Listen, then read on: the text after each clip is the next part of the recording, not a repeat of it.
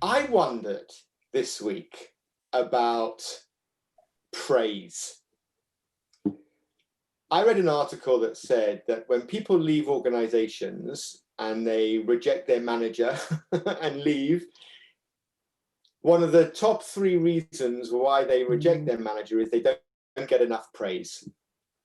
I thought we could explore in real talk, how can we give people praise in a way that reinforces the behavior in a really positive way? So almost an elevated level of positive feedback. Right. And as a starting point, I want to throw this out there and see what you think. Most people don't hear praise. Right. So what's praise actually to begin with? Is it if I say good job, Brad? Right. So, immediately I want to jump on that because I think that's where a lot of people think it is, right? So at the end of the day, you're walking out of the office or you're getting off a virtual call these days, and your manager says, "Oh, Frank, hey, well done, great meeting." He's probably right. It was a great meeting. She's probably right. It was a great meeting, but it doesn't help you at all. It doesn't tell you what was great.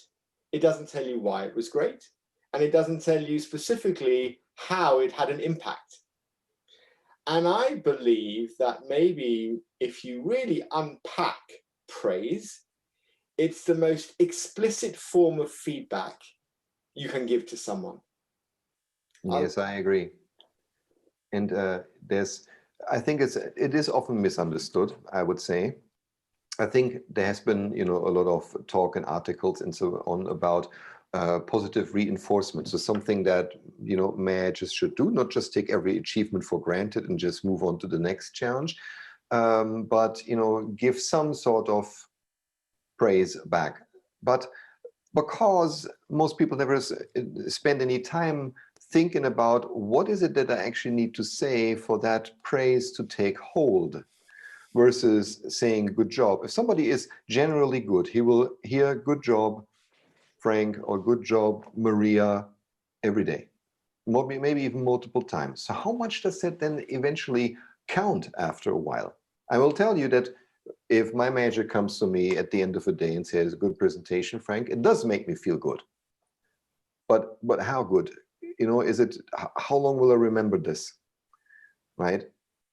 If they would instead take a little bit more time, just then, rather than walking by and saying, "Hey, Frank, good job," but spend a little bit more time on what you said, is saying, what is it actually that I think was a good job? And what was the impact of that, what I did? Plus, if they can, also add, why was that important that it had that impact? In a short feedback, not in a 10-minute speech. No. But, then I think I would remember this for a very, very, very long time. I think it's a difference between spending 3 seconds saying something and spending 30 seconds saying something. Yes. Because as a manager, what you're doing there is you're really valuing the contribution the individual makes. You're encouraging the heart, to go back to our leadership behaviors from a previous episode. You're really encouraging the heart. You're making that person know why they're valued. And that's why you remember it, because that manager has taken a moment to think about what it was you did, why it was important, and how it had an impact. Those are the 3 things that you can then go on and replicate next time you're giving a presentation. Exactly. What this connects to also, I remember that in the first episode of this leadership season that we did, it was called Leader Shift. One of the things that we were talking about is, was it in that episode or another? Was that this would connect with, some of the core needs that we as individuals have at work. For example, first of all, we feel respected when somebody actually tells us our work was good, and takes the time to elaborate on this a little bit. But it also increases our sense of belonging, right? When we know what the impact was. And so then out of a sudden, we have real evidence in enforcing the belief that we're part of something that matters.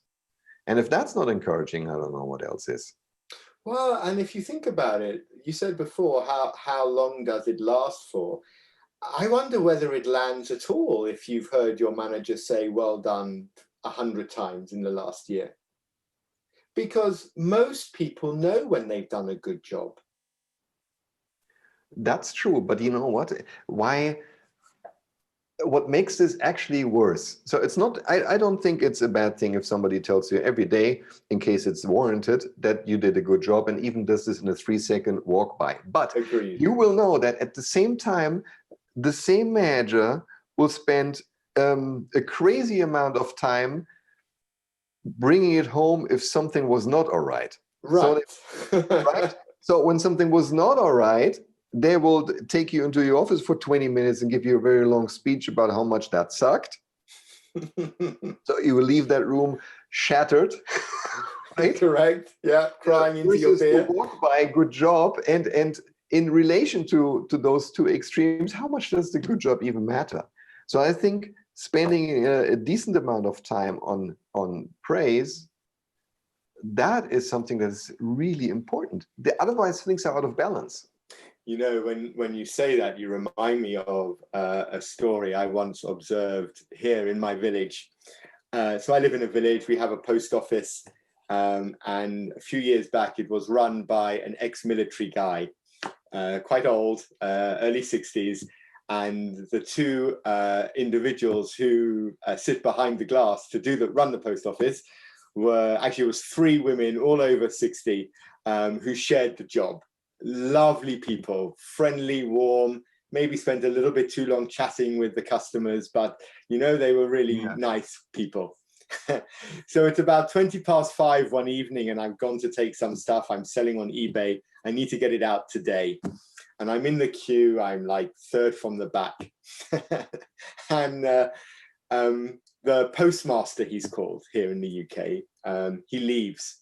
And as he turns around at the door of the post office, he says, "Bye, ladies," like this, and he waves. "Bye, Tom."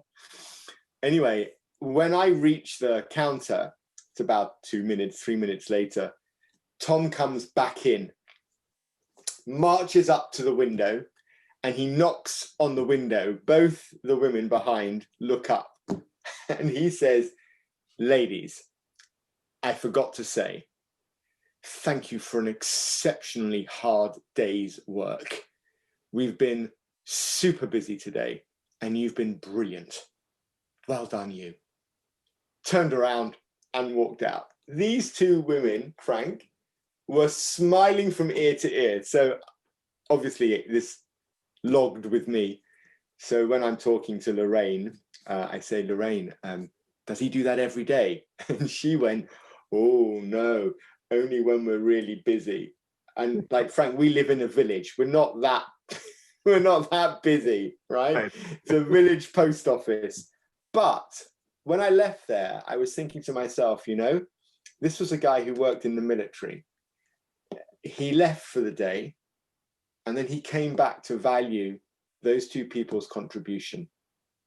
And the smile on their face would stay with them for the rest of that week. So how much more effort does he get out of those 2 people just by turning around and for 30 seconds thanking them for working really hard? Right. Not even 30 seconds in this case. Right. Yeah. And I wonder, you know, sometimes I think we're all so busy. We are all so busy. Even more so now in the virtual world we're living in, where you don't have the walk by. If as managers, we could just spend a little bit of time looking at what our people are doing and really thinking about the impact that it has, they will feel more valued and therefore be more committed to the team, the process, the goals, and the knock-on effect is exponential. Yes, I love that, Brad. And it's really about, you need to make praise matter. Nice phrase. Right? And imagine, I mean, it doesn't even have to be, you know, when you connect it with an impact and why something was important, it cannot be and does not have to be for everyone something such as a grant, like your presentation that you did just saved the future of the company. It isn't always the case. you might have someone who was just, I don't know, preparing a report on something, or I don't know what it is. It can be something small, but almost everything has an impact and has a reason why it was important.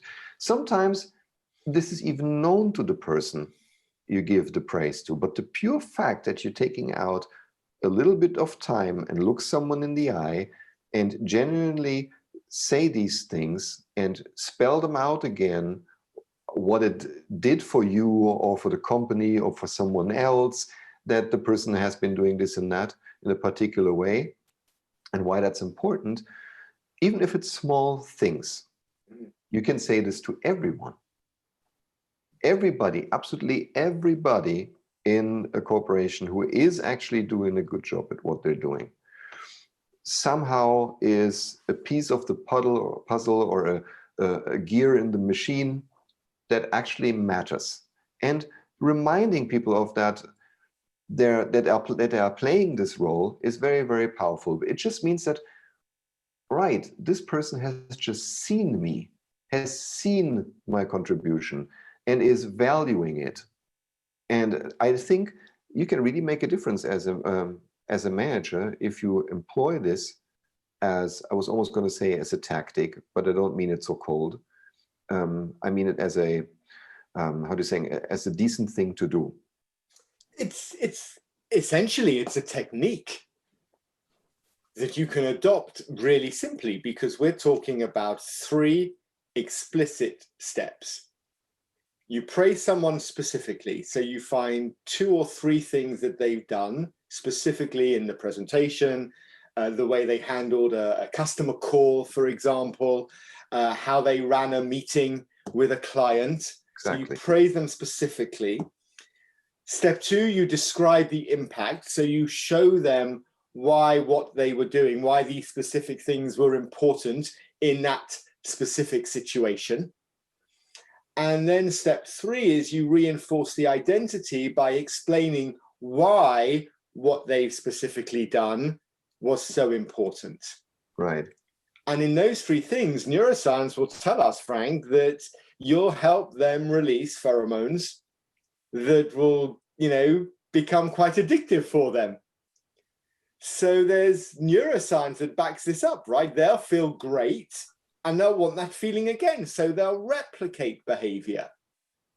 Yeah, so you mean they get a kind of, they want to feel that again. Yes, the endorphins released will make them feel great. Yes, So but you need to connect it. This is why it's so powerful to connect it with what they've done. So they know if they want to have that feeling again, they need to do something like that again. Right. Which is why it's so important to be specific and describe the impact. Yeah. So they make the connection. And to your point, if we're making that connection as a manager, then they'll feel really seen. That's very powerful to be seen, especially in a larger corporation. You know that when a big corporation, there's, the phrase that, everybody is just a number there, of people feel like they're just a number. And to some degree, of course, that's also true. If they would, most people, if they would leave the company, there would be someone else coming in. It's not like the company will go bankrupt just because no matter which person leaves. But at the same time, everyone counts. Everybody contributes. And especially in the larger corporations, taking this time out and reconnecting someone with the impact that they're having through actual praise if it's deserved. You should not use praise when it's not deserved. Then I think this eliminates this feeling of I'm just a number, or at least it makes it a lot less prominent. And I'm sure that there's an argument for the fact that, everyone is paid to do their job. So doing a good job should be the baseline expectation. If I go around praising you every single day in this way, maybe that will become tired. That's right. If you go above and beyond and you really do a good piece of work, then as the manager, I should take time out and think about what was it that you did that was so good to make you feel that value. Yeah. Actually, that what you just said reminded me of something, that on the other end of the spectrum, some managers only ever give praise if something was truly unusually outstanding. Mm-hmm. And for every other day in the week, so to speak, they're not saying anything other than maybe thanks. But that's not really enough either, is it? So I think there have to be degrees of praise that you're actually using, and reserving it only for the absolutely rare, outstanding, innovative thing that somebody would have done maybe once in his life. That's not enough, I think. No, and on the other extreme, you've got managers and team members who have said to me in coaching sessions and training workshops, I know if I'm doing a good job because my manager leaves me alone. Yeah. Yes, exactly. Right? So I only hear from them when I'm not doing something right. Yeah. So degrees and balance, maybe it's just, it's that word, it comes up so often in our conversations. It's about finding the right balance. Yeah, I agree. And we have gratitude, so we can say thank you. We've got positive feedback, so we can say, hey, this was the situation, this was your behavior, this was the impact, thank you very much. And then we've got praise, which is the specific, the impact, and then reinforcing the identity, the why it was important. Yeah. And with those three layers, I think we can mix it up over the course of any month, where we show gratitude and appreciation for someone's contribution every day. We can give them positive feedback when they're doing good stuff along the way. And we can use praise when they're doing really good stuff. Because it's a bit like, if you're a parent and you have a young person that you're growing up, if you say, hey, you're brilliant every day, well, they grow up with a confused sense of self. That's true. I actually also saw that in the past when, some managers were using in elevated levels of praise, actually, even for, the smallest thing. So it becomes like a daily thing. The team members, sometimes depending on the person, but it can happen that they become very full of themselves. Mm-hmm. But it's also not warranted in the reality, really, and that's difficult to deal with for everyone. Then, not just for the manager, for everyone. Yeah. And actually, we were talking offline a little bit, but you've also got those people who seek out praise for everything. Yes. Maybe they've been brought up by, their caregivers who tell them they're amazing, and they're standing at your desk 20 times a day telling you what they're doing because they want you to validate them. Yes, that's right. Oh, but I mean, I would just assume there's, for those, there's a big layer of insecurity that makes them want to hear that all the time. Yeah, for sure. But anyway, now that we're at it, assuming, because it's quite likely that as a manager at one point you have one of those people on your team, how would you suggest to deal with that? Apart from smiling at them and saying, look, stop coming and talking to me and just get on with your work. Yes, apart from that. Apart from that. Look, I think then it's about actually giving feedback to that individual. I think when you have people who are needy in that way and you have them seeking constant validation, for me, this is where the coaching manager comes into their own. This is when I would turn around and in a one-to-one setting with you, say, Frank, listen, I wanted to explore something with you. I don't know if you're aware, but I've observed in the last 2 weeks, you've come to me on more than 16 occasions to just share with me what you're doing. You know I trust you, right? And I think that what my experience tells me is that when you've got people who are constantly coming and saying, hey, this is what I've done, this is what I've done, they're seeking that validation, it might be because they don't actually feel trusted. So it might be pointing out to you that you haven't valued them, but often I say to managers when I'm working with them, when was the last time you told your staff that you trust them? Yeah, this is super, super powerful. And I tell you something, I have heard in the recent months that this kind of behavior where people are constantly CCing their managers on now on all kinds of emails that they send, on every presentation they did, but also actively asking, what do you think on the smallest things? This is very elevated now, that everybody is working from home. So I assume that it just, what it does is just, or what it did is just uncovers that there are insecurities about the level of trust between manager and associate. It did uncover this. But previously, they could probably just see from the expression on your face whether you're pleased enough, so you would not ask. Also, in the office setting, you just get a lot more of a sense of what's really going on, or if there's something going on. So I don't think people have this behavior so much in an office setting, but now that's no longer the case for most workers. You have this constant need for attention at much elevated levels. But perhaps, to your point, maybe it's time to even take those people in a one-on-one and have exactly that conversation that you said. I said, I've noticed this, you know that I trust you, don't you? And just explore this just a little bit. It's just about confirmation that you're safe, isn't it? Yeah, but I think there's a secondary layer to that, because I think that enables them to then act. As leaders, we want to enable others to act. And if someone doesn't feel trusted or valued, they won't feel enabled, because they're coming for you to say, yes, that sounds great, well done. Exactly. That's behind all that, of course. I mean, the positive effect of establishing a level or re-establishing a degree of trust, so that people don't need to check on every step that they make. Am I safe? Am I all right? Is this the right direction? Do you want me to correct the direction? But they actually start running instead of stopping after every step.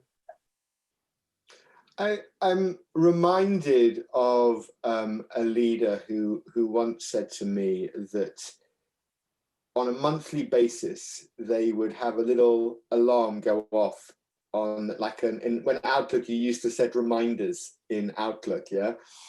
And he used to have a reminder come up once a month with the name of someone in his team. And literally their name would appear. And he would then go and look for things to praise the team member. And every month, so then over the course of a year, there were a minimum 10 or 11 times that they would go and do it. Because if he didn't have this reminder, he wouldn't think about it, because he didn't need praise himself, right? I quite like that. Yes, I like that very much, because this is one of those things that we will easily always say, I should start doing this. But then for some reason you forget about it or deprioritize it in the face of everything else that happens in your life at work and so on. So you end up not doing it. And I think that's very, very nice, this little reminder, and so easy to set up.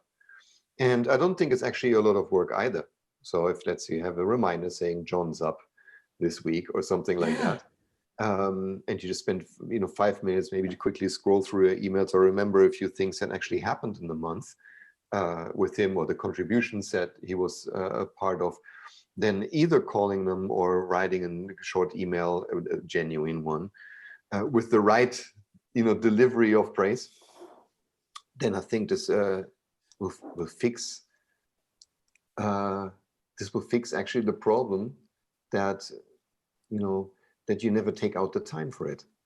Right. And I think actually that these 3 steps, so praising specifically, describing the impact, reinforcing the identity, for me with my own team, I like to use those 3 steps in a conversation with them. So I will always call them if I'm not face to face. In my team, we're all remote. And then after the conversation, I'll put it in an email. Just one paragraph with those three elements, 3 sentences. And you know what, Frank? I'm absolutely positive that those emails get saved. Nice. Because it reminds people of that value. Yeah. Maybe they take it home, or they screenshot it and share it with their partner. Hey, just got this from the boss.